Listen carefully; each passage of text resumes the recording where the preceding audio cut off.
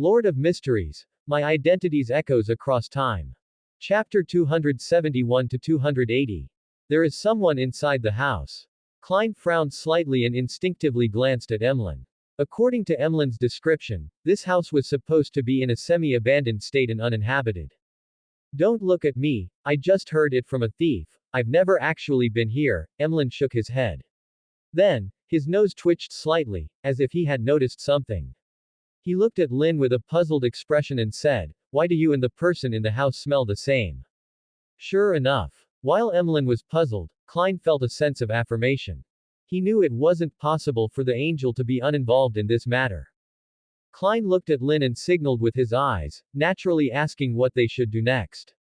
Let's go in. He's probably been waiting for us for a long time, Lynn said, first frowning slightly and then relaxing. He was the first to step into the house. Klein followed without hesitation, and Emlyn, after a few seconds of hesitation, also trailed behind them. Upon entering the house, Klein immediately saw the Angel of Secrets standing quietly, holding something resembling a diary and reading it intently. What caught Klein's attention was that the angel wasn't holding just one diary. Besides the one being read, the angel also held another book that looked ancient but was not being opened. Then Klein heard Lynn's slightly displeased voice, "So, it's you again. Is everything planned by you? It's not me planning things for you, just fate guiding you." The Angel of Secrets closed the diary, looked up at the three at the door, and said with a smile, "I am also here under the guidance of fate." Ha! Lynn sneered, clearly not buying it. He acted as if the person who orchestrated this divine encounter wasn't him. Lynn then looked at the Angel of Secrets and, with a blank expression, took out the master key, saying, "Let me guess, you're here for this key, right?" "I am indeed here for it, or rather, for Bethel, to whom it is connected," the Angel of Secrets said, gazing at the key. "It will be the key to re-establishing my connection with Bethel." Bethel. Bethel Abraham. The key is connected to Mr. Door. Klein was taken aback, immediately thinking of Fur's Wall, who had just joined the Tarot Club the previous day. He didn't believe this was a coincidence. First, they contacted Furs, who was deeply connected to Mr. Door, and then the key, related to Mr. Door, appeared before them. There had to be someone pulling the strings, and Klein wouldn't believe otherwise even if beaten to death. Lynn also frowned, seemingly surprised by the Angel of Secrets' answer. Instead of immediately handing over the key to his divine incarnation, he asked, "You should have known the key's location long ago. Why wait for me to get it? Why not take it yourself to reconnect with Bethel?" Klein, curious, looked at the Angel of Secrets, wondering about this question too. Emlyn, on the other hand, was utterly confused, unable to comprehend the situation. "Some things can't be done by me, only by you," the Angel of Secrets replied calmly, with a hint of helplessness, looking at Lynn. "You are the foundation of everything. Maybe you don't understand now, but when you and I merge, you will know all the answers." Here we go again with the riddles. Lynn rolled his eyes, clearly displeased with the angel's cryptic manner of speaking, and impatiently scratched his head, as if portraying irritation to the finest detail. Lynn then threw the master key to the Angel of Secrets, saying, "Fine, tell me whenever you want. Take it and reconnect with Bethel."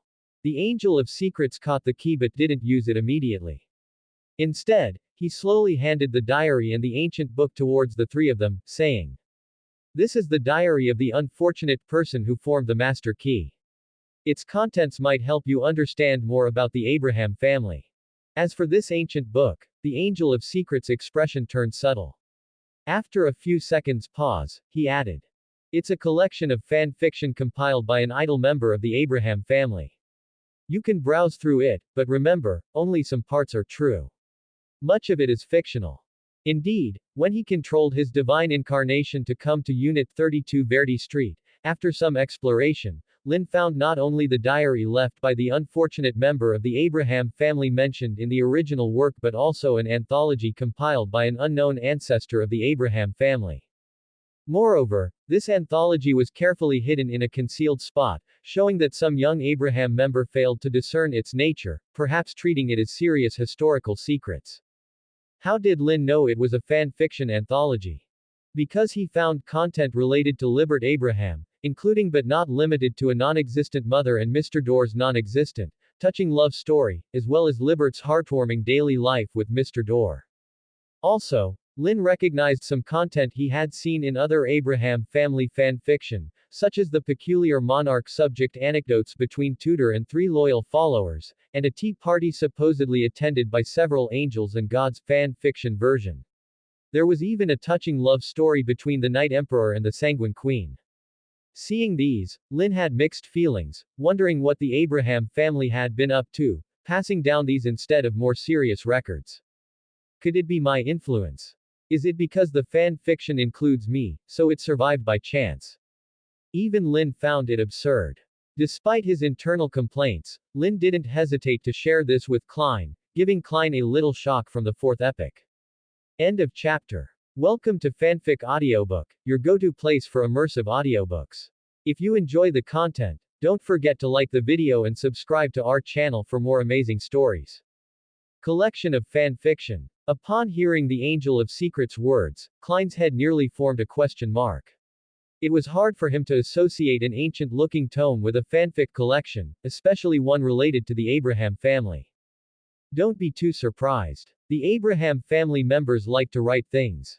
It's their characteristic. In this regard, Miss Furs is really quite fated with them, the Angel of Secrets explained with a smile, adding fuel to the fire. If you're very curious, I can lend you some of their books.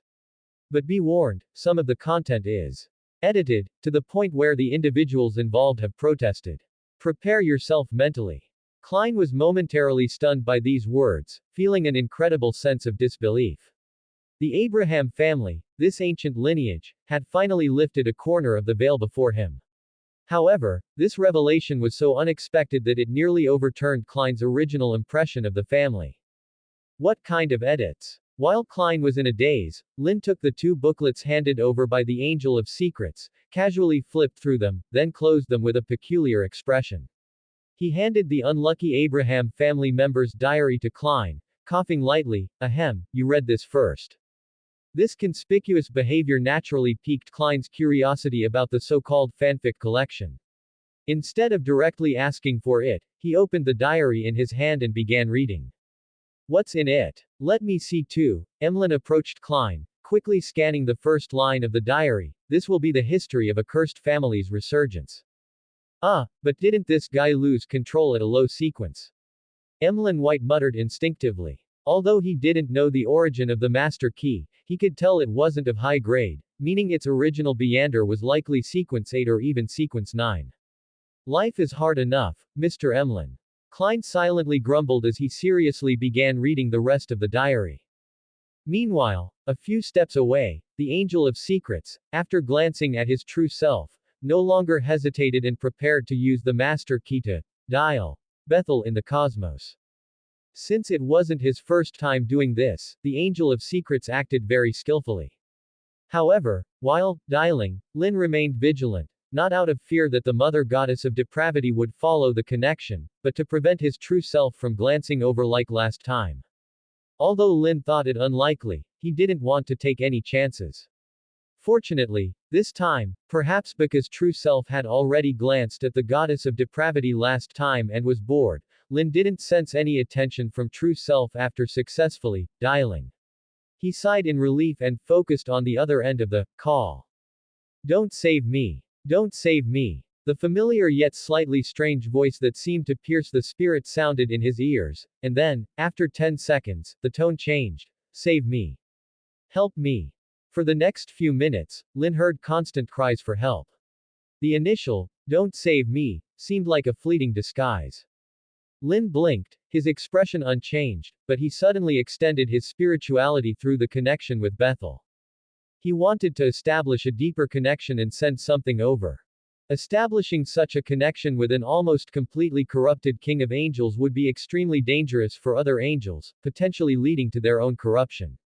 But as Lynn's spirituality spread and attached to Bethel, the feminine and depraved force that nearly filled every corner of Bethel's soul began to retreat in fear. As expected, I am also a form of corruption, not inferior to that of an outer god.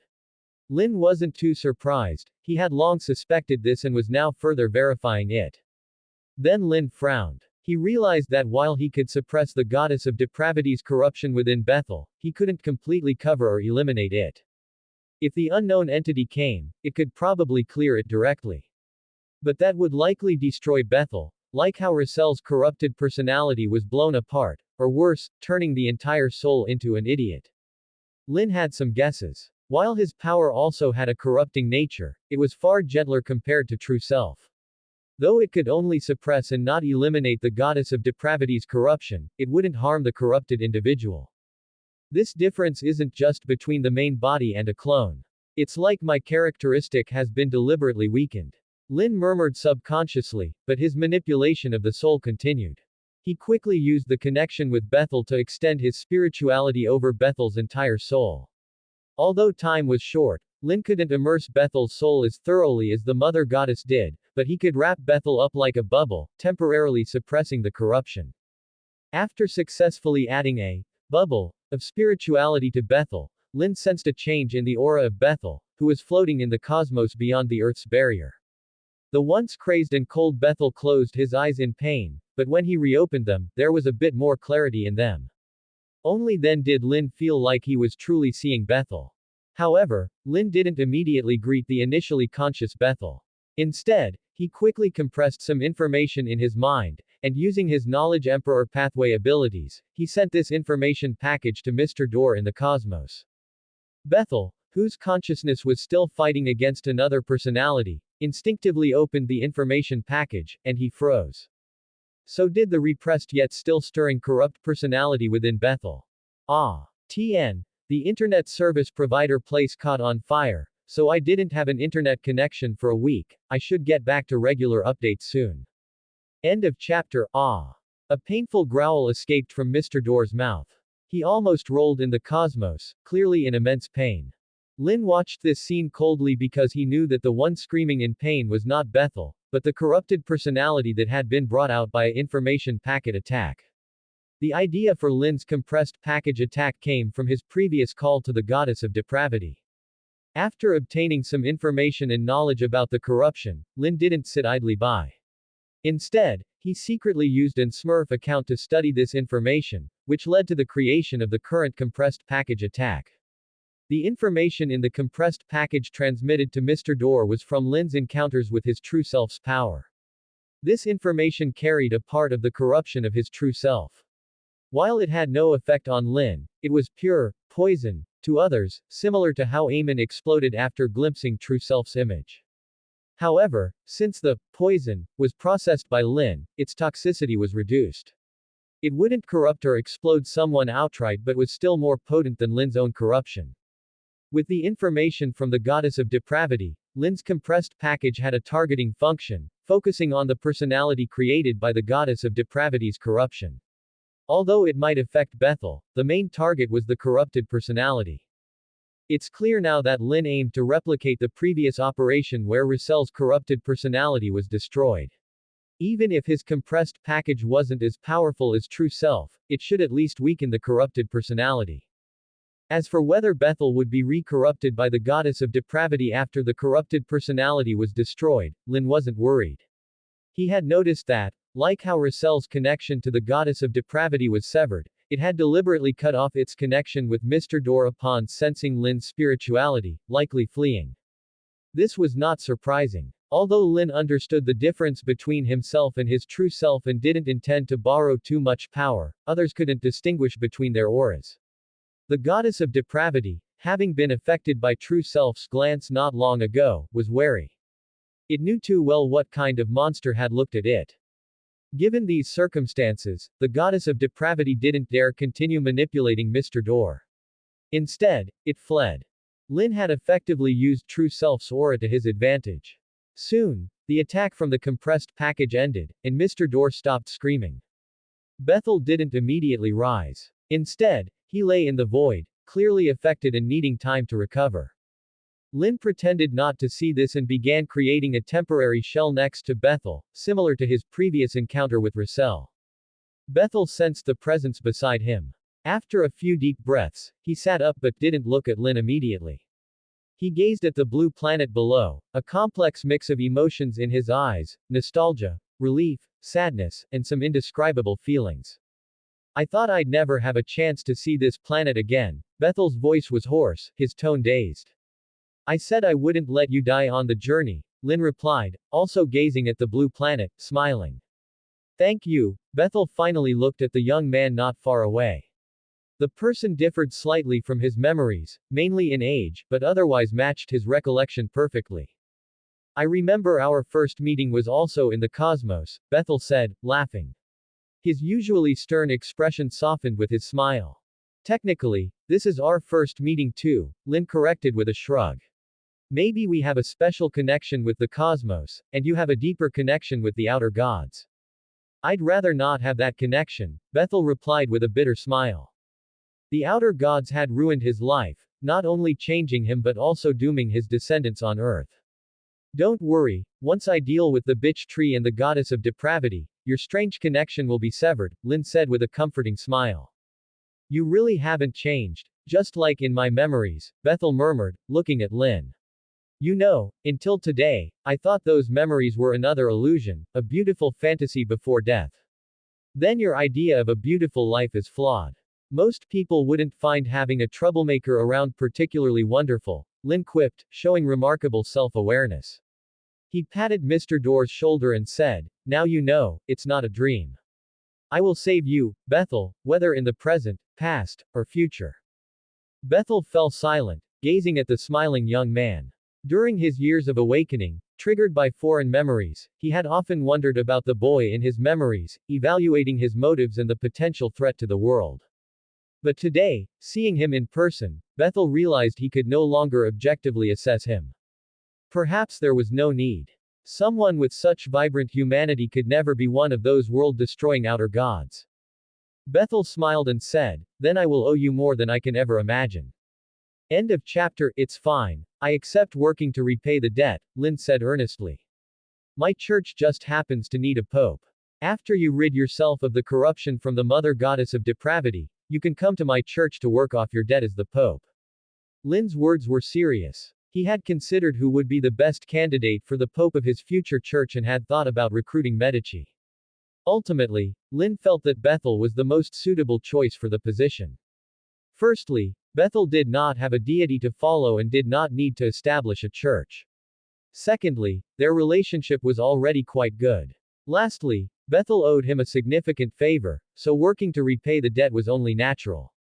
Hearing this, Bethel was visibly stunned. He had not expected such a proposal from Lynn. However, Bethel then showed a thoughtful expression and nodded, saying, a pope. That doesn't sound too bad. Then it's settled. Once I help you deal with the corruption from the goddess of depravity, you will come to my church and serve as the pope. Seeing Bethel's response, Lynn quickly cemented the agreement. Lynn then looked at Bethel and asked, Bethel, when were you corrupted? Lynn asked this question to understand Bethel's specific situation regarding the corruption from the goddess of depravity, hoping to assist him in the fourth epic. Although Lynn could directly try to rescue Mr. Door from the fifth epic and address his corruption, considering Bethel's prolonged suffering under the goddess of depravity's control, Lynn thought it best to resolve the issue from the source. Just as he chose to rescue Medici shortly after his fall in the fourth epic rather than as the lonely wraith of the fifth epic, Lynn believed that preventing suffering from the beginning, even if the memories of it remained, would provide more comfort. Of course, if the individual had different wishes, like Medici who made a choice, Lynn would respect it. Lynn always treated his friends well. I was officially captured by the mother goddess of depravity after being expelled into the cosmos by the Evernight goddess and the Lord of Storms. However, even before that, I had already been corrupted by her. The reason for my expulsion was largely due to my corruption at that time. Bethel lowered his eyes and sighed. Though his tone was calm, his slightly trembling fingers revealed his true emotions. But I'm not sure when exactly I was corrupted. Before the outbreak of the corruption, I never noticed anything amiss, even though I checked my condition multiple times. Perhaps, the corruption was hidden within me since my first venture into the cosmos. Given the mother goddess of depravity's power, secretly corrupting a sequence 3 like me was too easy. By the time I ascended to King of Angels, the corruption must have deepened, making it impossible for me to detect.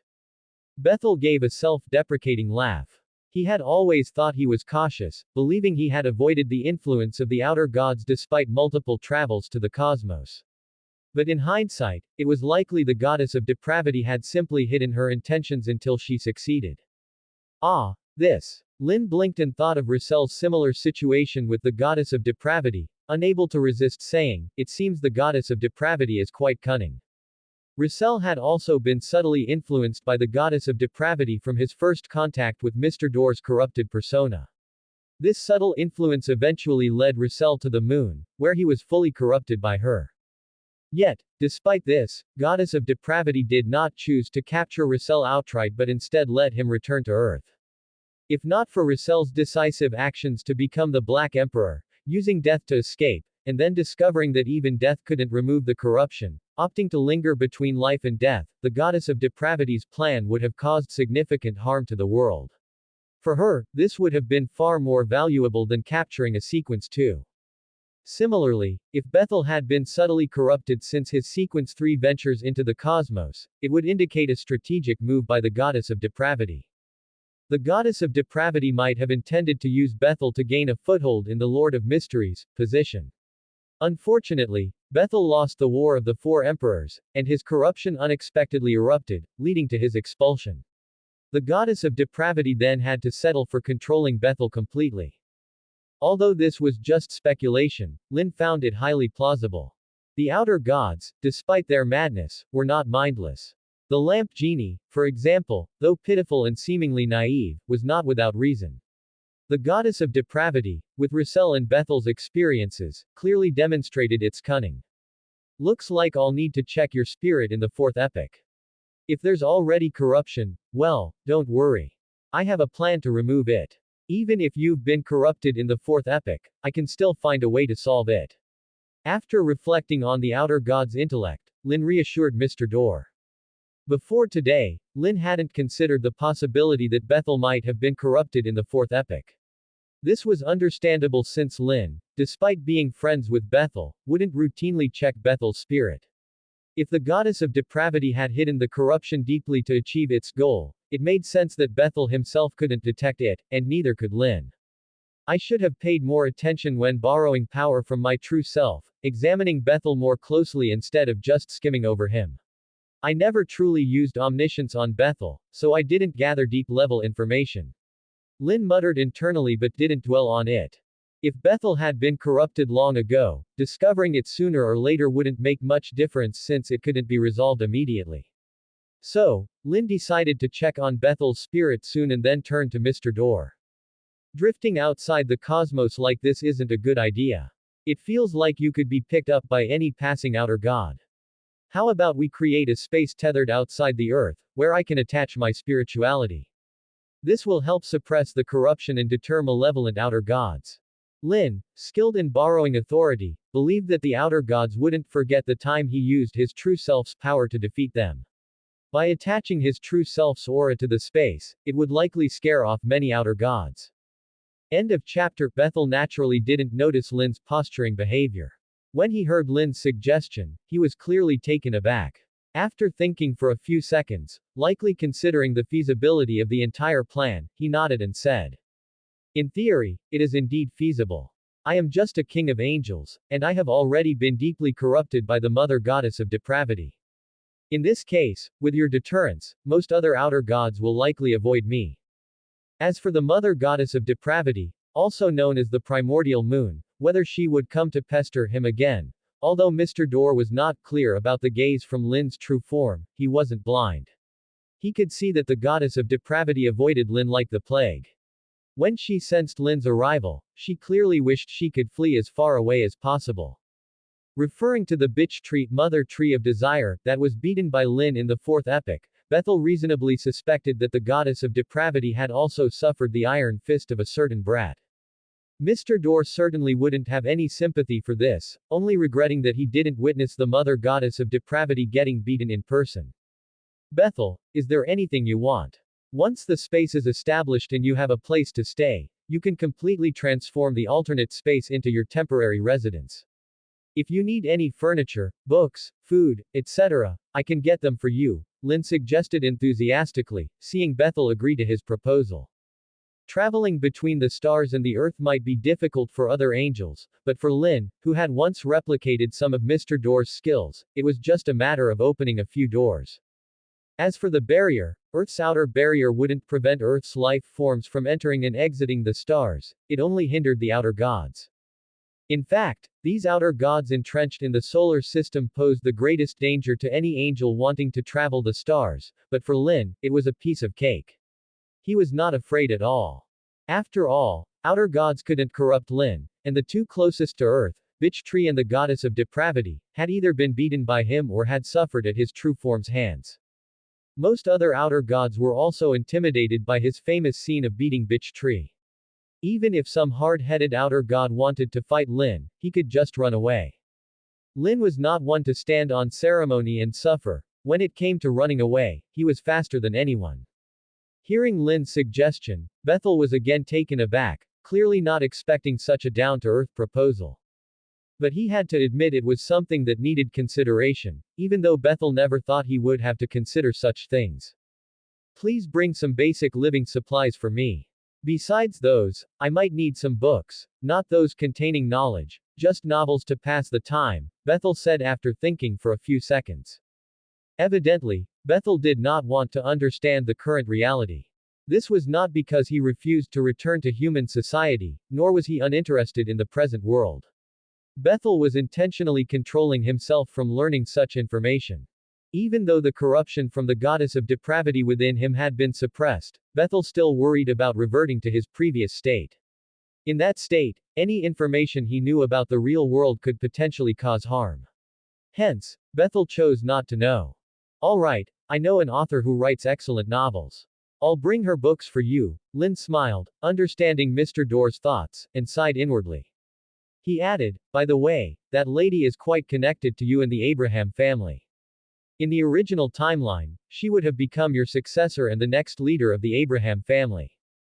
Although this wasn't entirely accurate, Lynn thought it was a fair description. Furs was promoted to Sequence 2 in the later stages of the original novel, was close to the Abraham family, and was favored by Mr. Fool.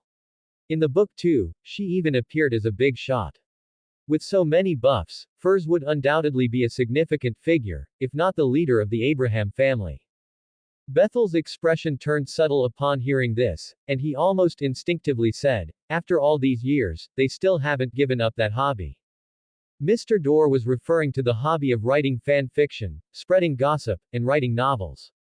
Not really. Furs is not a descendant of the Abraham family, but in the future, she can be considered half a member. Her teacher is a descendant of the Abraham family. However, Lynn recalled the diary of a hapless Abraham family descendant he had read recently. After hesitating for a few seconds, he said, perhaps the Abrahams haven't given up their old habits. At least those gossip novels they once wrote have been passed down. Bethel felt a mix of amusement and frustration. After a moment of silence, he asked, how are they doing? Lynn looked up at Bethel, choosing not to hide the truth. He said directly, not well. Lynn then briefly explained the situation of the Abraham family that he knew. Even though they were once the top noble family in the fourth epoch, the most powerful supporter of the Tudor royal family, most of Abraham family's glory was tied to Mr. Door, Bethel. So, in the late Four Emperors' War, when Blood Emperor Tudor fell and Bethel was banished by the Evernight and Storm, the other high-ranking members of the Abraham family also perished one by one. Whether this was accidental or a deliberate targeting by the Abraham family's enemies was now impossible to determine, but there was no doubt that after Mr. Door was banished, the Abraham family declined. Furthermore, after that, the Abraham family was cursed, plagued by Bethel's full moon cries. Almost no Abraham family member successfully advanced to high sequences, they all failed at middle and low sequences. The key issue was that these failing Abraham members mostly lost control due to the full moon whispers, making the Abraham family's situation even worse. In this case, to ensure the family's survival, the Abraham family was forced to shift from a large family model to living scattered in small family units. After separating, they tried to adopt a master-apprentice system like the life school to avoid the full moon whispers. But perhaps their judgment was flawed, and a traitor emerged, Dealing another heavy blow to the Abraham family, Lynn said slowly. Now, you might not find a single sequence 5 in the Abraham family. End of chapter. Who is the traitor? Bethel asked quietly after hearing everything. His expression didn't change much, but his clenched fists revealed his inner turmoil. Just a minor character, no need to be angry. He will meet his end because of furs in the future, Lynn said soothingly. Although strictly speaking, it was Klein who killed the traitor, it was indeed on Furz's commission, so the statement wasn't wrong. Bethel was taken aback for a moment, then sighed and said dejectedly, "It's my fault. I harmed them."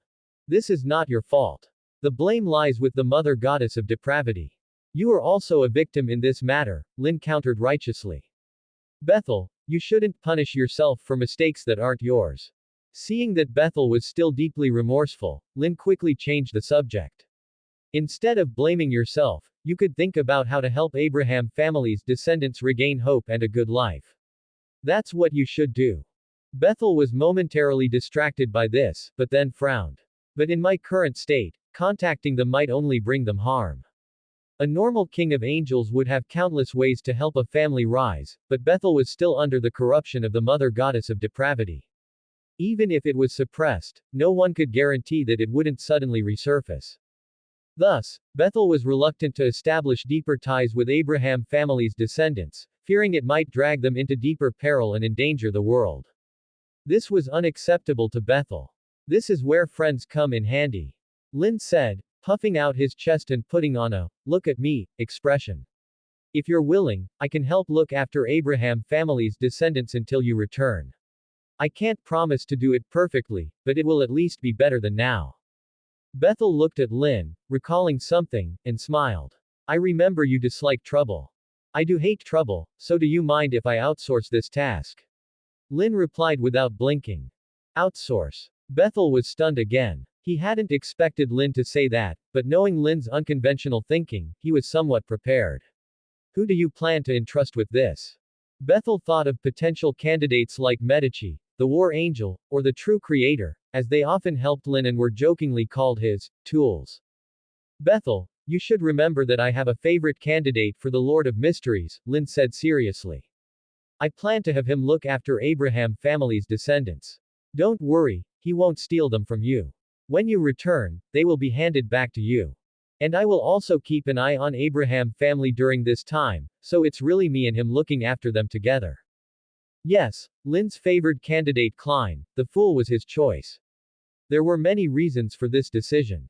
Firstly, it was in line with Lynn's principle of sharing work. His accounts were already overworked, so he preferred delegating tasks whenever possible.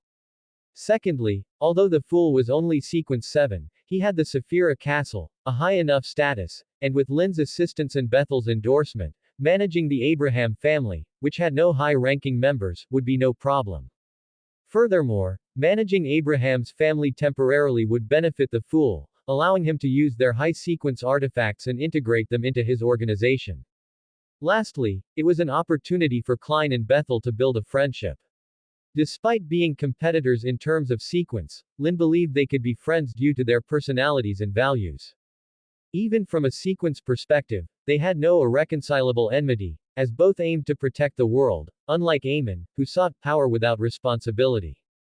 Bethel didn't know all the nuances of Lynn's plan, but he could see that Lynn wanted him to build a friendship with the future Lord of Mysteries. After a moment of silence, Bethel smiled. "I look forward to meeting this chosen Lord of Mysteries. If possible, thank him for me. Thank him for protecting Abraham family." Lynn asked. "Not just that. Thank him for guarding this world," Bethel replied seriously. "I know anyone you choose must be willing to bear this responsibility." Becoming the Lord of Mysteries wasn't just about power. It meant resisting the awakening of the previous mysteries as consciousness and shouldering the responsibility of protecting the world from outer gods. This was no small task. "I thought you would still want to compete for that position," Lynn said quietly, sensing Bethel's intent to step back. "I no longer have the qualifications, not just because of the corruption," Bethel said with a tired smile. "My spirit is riddled with holes, and my mental state is severely damaged from being captured by the goddess of depravity for millennia. Even if the corruption is removed, my mind won't be stable enough to resist the Lord of Mysteries' consciousness. I can't ensure that I won't lose control upon ascending, bringing more harm to this world. Bethel looked at Lynn with a serene smile. Let me take a rest, Lynn.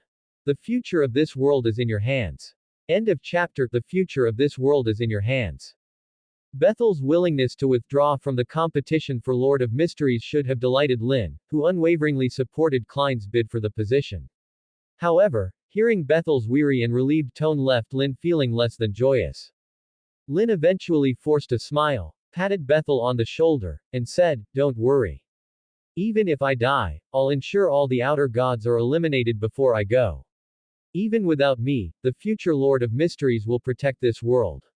I promise it will have a bright future. And as for you, Bethel, just work for me with peace of mind. The blessings of 24/7 await you."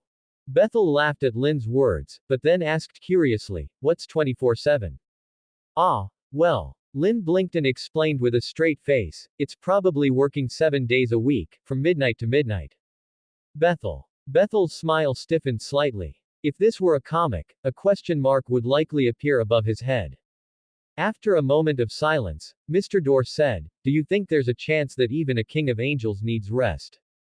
Although theoretically, a king of angels wouldn't die of exhaustion, working tirelessly without rest would be mentally draining, even if physically endurable. But what does that have to do with me?" Lynn made a super arrogant remark, then couldn't help but laugh and shake his head. "Just kidding. There's no way I'd make it 24/7. I'm not that cruel. Besides, you have many colleagues to share the workload, so you should theoretically have enough rest time." "Colleagues?" Bethel looked at Lynn curiously and asked, "Do you mean Medici and the others?" "You could say that," Lynn replied, rubbing his chin uncertainly. He then spread his hands and said, "It mainly depends on how many helpers I can recruit in the end." Bethel's eyebrow twitched at Lynn's words. He had heard about Lynn's recruitment efforts before, and it seemed his potential colleagues were still being recruited. As for how many would eventually join Lynn's team, it was hard to say. Though Bethel had confidence in Lynn's combat abilities and persuasion skills, he couldn't help but worry about his future. Would it really not be 24/7? Lynn, naturally aware of Bethel's concerns, smoothly changed the topic. "I can't stay here long. Let's start establishing the pocket space, so you have a place to settle." Bethel had no objections to this. While the two were busy constructing the pocket space in the cosmos, Klein and Emlyn finally finished reading the entire diary of the unlucky member of the Abraham family at Unit 32 Verdi Street in Backland. The first part of the diary mainly described Abraham's former glory and subsequent decline, aligning with what Lynn had told Mr. Dorr, except it lacked details about the traitor who betrayed the Abraham family. The latter part described the diary owner's situation, explaining why he ended up as a master key. Due to fear of the curse, the diary owner's father had not chosen to become a Beyander. He also didn't want his son to become a Beyander and thus didn't impart much Beyander knowledge. However, out of fear of the family elders, he gave his son the formulas for apprentice, trickmaster, and astrologer before he died. The son, the diary owner, grew up with the family's legends and longed to become a Beyander and break the family curse. After his parents' deaths, with no restraints, he boldly took the apprentice potion under the full moon, with predictable results. "May the goddess forgive your ignorance." Klein couldn't help but make the sign of a crimson moon over his chest after reading the diary, feeling somewhat rueful. The Beyander world indeed proved fatal for the uninformed.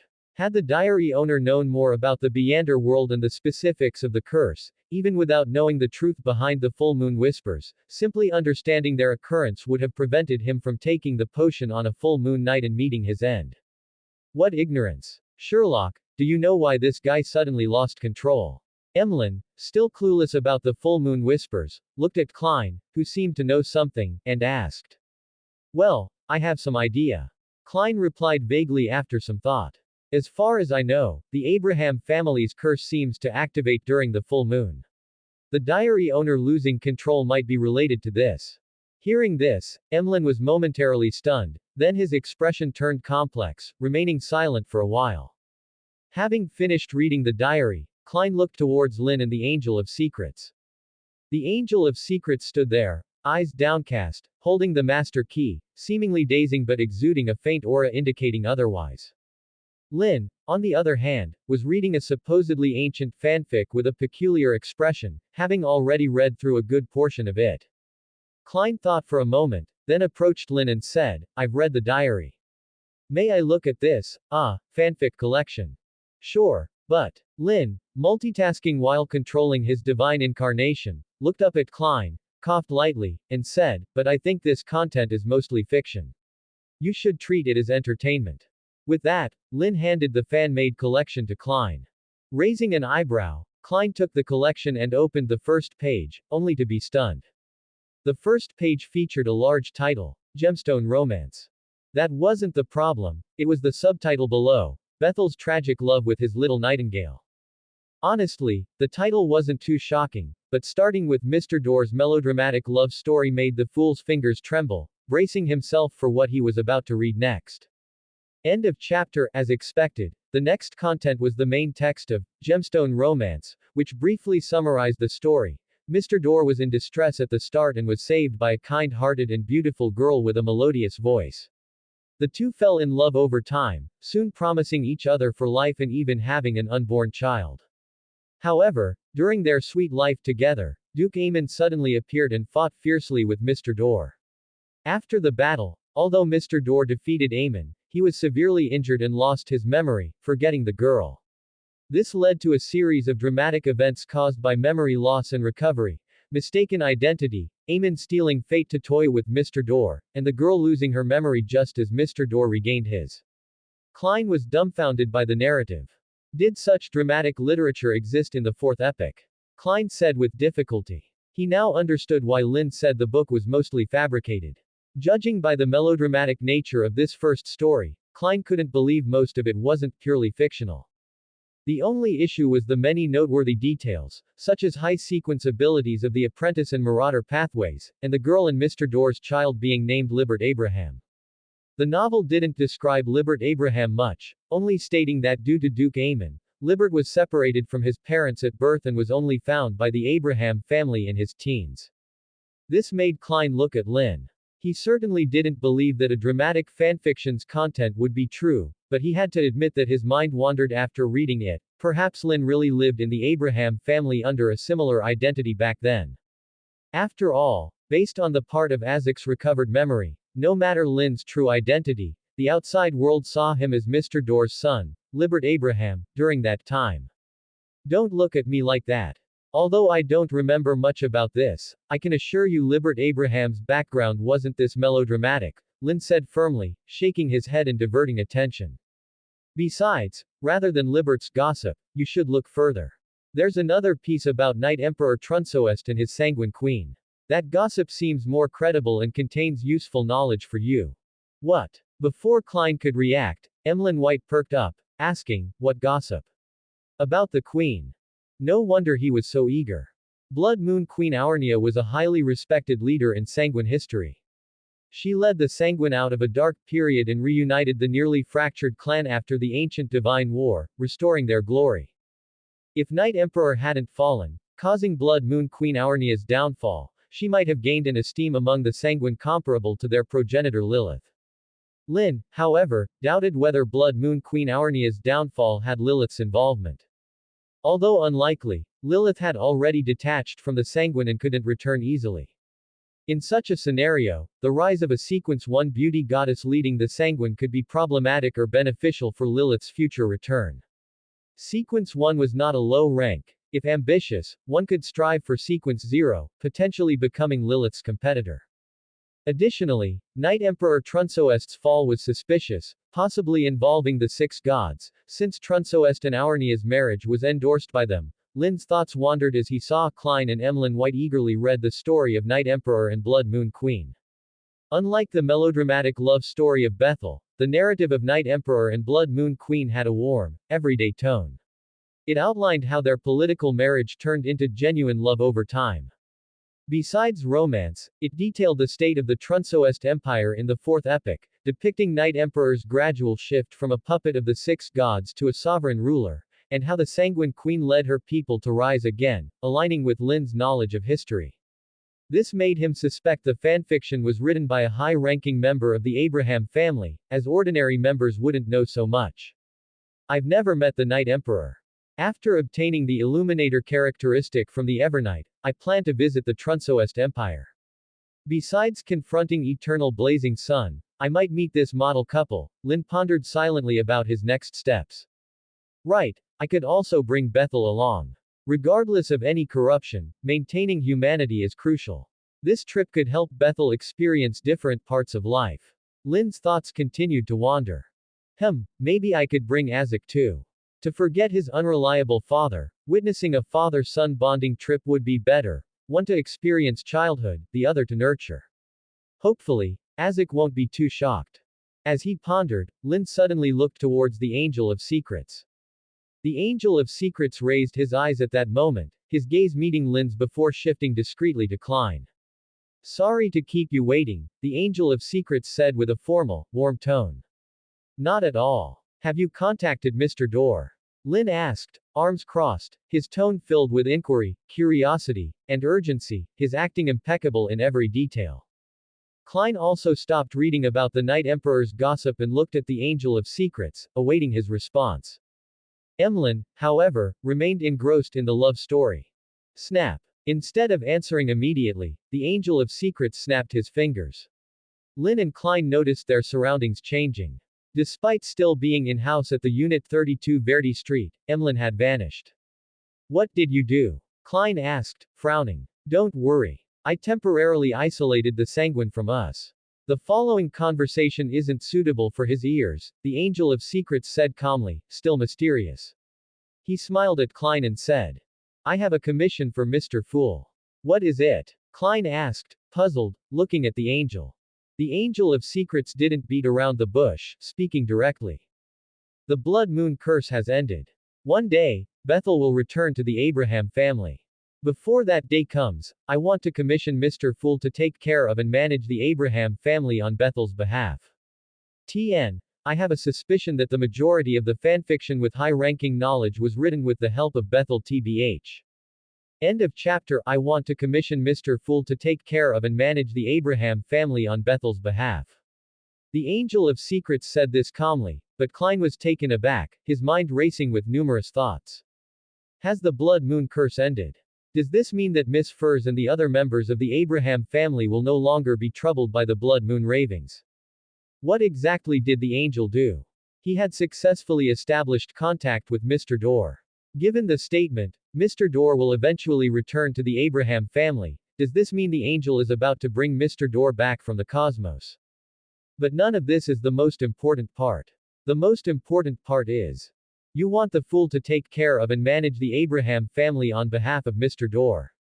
Klein asked with difficulty. He looked at the Angel of Secrets in disbelief and asked, are you serious?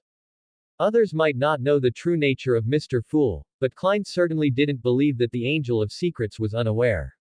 He had just been promoted to Sequence 7 as a magician. How could he possibly manage and care for a large family? Even if they had fallen, Klein didn't think they would need the protection of a Sequence 7. Don't worry, I understand that Mr. Fool's current state is indeed not very suitable for managing and caring for the Abraham family. Therefore, I will provide appropriate assistance to Mr. Fool in this matter. Lynn, controlling the Angel of Secrets, responded unhurriedly, smiling at Klein before continuing. Mr. Fool doesn't need to consider this a burden. Although the family has declined, they still have plenty of money, sealed artifacts, and knowledge, and there are quite a few members. Lynn stopped here, not continuing. Some things are best left unsaid, and Lynn believed that Klein would understand. Indeed, Klein did understand the underlying message in the angel's words. The Abraham family is not lacking in people, money, or sealed artifacts, and during the period when Mr. Fool is managing the family, he naturally has the right to borrow these things. And what Mr. Fool needs to provide is merely protection for them. No, according to the angel's words, most of the protection work might not even require me. He clearly doesn't mind personally handling the troubles the Abraham family encounters, and my contributions would be limited. Klein muttered in his heart, feeling increasingly uncertain. Because although this matter sounded like a commission and a troublesome task at first, careful consideration would reveal that protecting the Abraham family had almost all benefits for Klein, with very few drawbacks. It felt like a pie falling from the sky. But Klein knew a principle well: free things cost the most. Don't overthink it. The reason I'm entrusting this matter to Mr. Fool is simply to follow his original fate. The Angel of Secrets suddenly spoke, as if seeing through Klein's thoughts, and sighed softly. Mr. Fool is also the most suitable choice. As for the benefits gained during the care process, those are the rewards he deserves. Original fate. Why use the adjective, original? Did the angel do something to change the original fate? Klein pondered while speaking. But even if you say that, Mr. Fool doesn't even know where the other members of the Abraham family are, so how can he protect them? And they don't know him. Why would they be willing to be cared for and managed by him? I can tell you the coordinates of a member of the Abraham family. His status in the family is not low, and through him, you can reach other members. The Angel of Secrets had evidently prepared for this, smiling as he said, as for how to make them believe. He paused, looked up through the window at the sky, showing a trace of sadness in his eyes before continuing. Bethel will give them a message on the next blood moon night. Although the corruption had been suppressed and the polluted personality had been bombed offline, due to the barrier, Bethel could still only call the Abraham family members during the blood moon. This didn't mean that other times were impossible, just that the probability of connecting was low unless Bethel actively strengthened his connection with the family members, which was clearly not feasible. Hearing this, Klein was initially surprised but then felt it was only natural. The angel had evidently established a formal connection with Mr. Dorr. Through this connection, improving the latter's state to allow him to restrain his power and give messages was surprising but not impossible. It could be said that Mr. Fool currently knew too little about the actual state of Mr. Dorr. If he knew, he would understand what an incredible feat the Angel of Secrets had accomplished. The only thing that puzzled Klein was that, if the angel really had the ability to solve the blood moon curse of the Abraham family and could even bring back the exiled Mr. Dorr, why wait until today to do it? Was the so-called arrangement of fate really that important? No, judging by the angel's attitude, he clearly wasn't someone who would act according to fate. Rather than saying the arrangement of fate is important, it would be more accurate to say. Klein's gaze fell on Lynn beside him, completing the latter half of his thought. The important part was Lynn. And, what does the foundation of everything represent? Klein instinctively felt that the angel's description might not just be an exaggeration, but when he tried to make connections, he couldn't think of anything. He still knew too little about the mysticism of this world.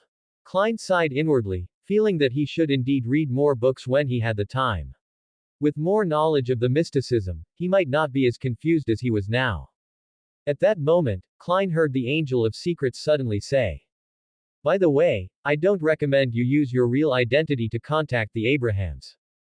"Why?" Klein asked, puzzled. "I don't want the trivial matters of the Abraham family to overly constrain your progress." Lynn, controlling the Angel of Secrets, said frankly. Of course, he hoped someone could share the burden of taking care of the Abraham family, hoping to seize this opportunity to secure some benefits for Mr. Fool, to make the Tarot Club less hollow, and to establish a friendship between Klein and Bethel.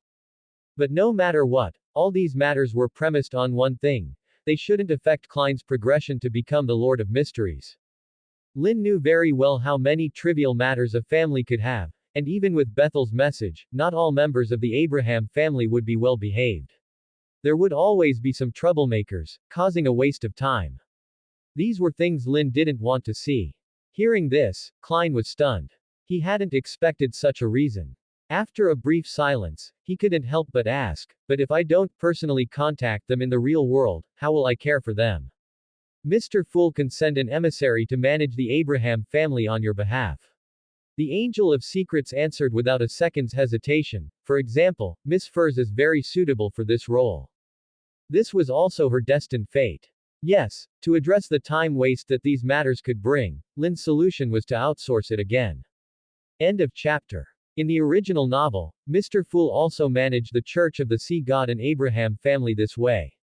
Considering that the sequence zeros in this world are usually in a state of cloud management, it is quite reasonable for Mr. Fool to send an appropriate divine emissary to manage the Abraham family. Isn't that right? Furs, who has joined the Tarot Club and established contact with Mr. Door, is quite suitable for this role. Although she is somewhat of a slacker, her abilities are not lacking. This arrangement also solves Fur's future sequence advancement issues. It's a win-win situation. And with this, Bethel's concern is resolved. The Abraham family gains hope for peace and resurgence, Mr. Fool acquires sealed artifacts and a batch of tools, and I get my desired outcome. It's a perfect win. Lynn thought to himself, feeling very pleased with the arrangement. Klein, however, felt like he was trapped in a nested doll but had no evidence to support his suspicion. Moreover, again with the predestined fate. What exactly did you do? Klein looked at the Angel of Secrets, unable to help but ask. The Angel of Secrets simply smiled mystically and uttered a single word, mysteries. Klein. At that moment, Klein suddenly understood why Lynn wanted to ambush the angel fellow with a sack. Riddle speakers are truly infuriating. Right. So in the future, we should indeed find an opportunity to ambush and beat him up. Lynn had somehow appeared beside Klein, speaking in a tone of shared resentment. Hey! The Angel of Secrets merely chuckled softly in response. Klein suppressed his urge to ambush the angel and said, whether that is Fur's original fate or not, since the full moon whisper has been resolved, she likely wouldn't want to get involved with the Abraham family. Your plan might fall through. While Klein agreed that it was a good idea to have an emissary manage the Abraham family and that Furs, who had connections with both parties and reliable character, was the best candidate, he wouldn't force anyone to take on such a significant task against their will. Furs, known for her lazy and somewhat slacker attitude, probably wouldn't want to accept such a task. You won't know if she is willing unless you ask.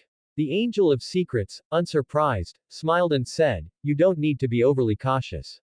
This isn't a bad thing for Furs. After all, the Abraham family possesses the complete apprentice pathway and lacks nothing in terms of Beander characteristics.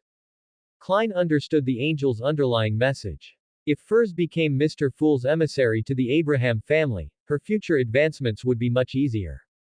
It seems the choice should be left to Furs. Hopefully, the identity of Mr. Fool won't pressure her too much.